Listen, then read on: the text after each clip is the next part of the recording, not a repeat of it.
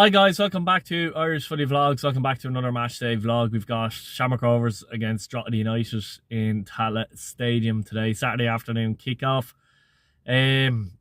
Interesting game this one, to be fair. I mean, Shamrock Rovers flying in the league, obviously flying without having to fly, if you get me. But you know, they've had one draw at Tallaght Stadium in the league all season and won all their other games. I think it's 10 wins and 1 draw to be precise. Drogheda have only won 1 game away from home this season. Their home record's been quite good though. They did beat Shamrock Rovers last in the Matchday at Game Park by 1-0. It's an interesting one because you know, Shamrock Rovers, this is the game in between the two European games. Obviously a bad defeat in Bulgaria, and they're only coming back from that, and then they have to play Ludogorets again on Tuesday. So this is their game in between. Look, they have the squad, they can make changes. I've no doubt they will make changes. It will be interesting to see if the likes of Jack Byrne plays and Burke plays, or if they want to save them for Tuesday as such. They can afford not to win this game, let's be honest about it, let's be real. But no doubt they'll want to keep up their good home record and get another win here. As for Drogheda, a couple of signs recently. Lee Stacey signed from Longford Town, obviously very reliable goalkeeper. I'm interested to see if he starts today, probably not, to be honest. And Darren Noon has just come in as well. He was previously with Sligo. I think he might have been in Spain or Italy the last while. So you're gonna have to excuse me, lads, my throat was fecked. But I think I'll let Billy talk now. Billy, you're the man with the predictions. What's the score going to be? 2-1 Rovers. 2-1 Rovers. 2-1 Rovers. If they want to keep up their good record. Yeah, 2-1 Rovers. I think in the prediction show we went 2-1 Shamrock Rovers as well. Be interested to see if that comes through. Well, maybe you're copying me. So yeah, lads, we'll see us in there. Really looking forward to it. Saturday afternoon game. Let's go.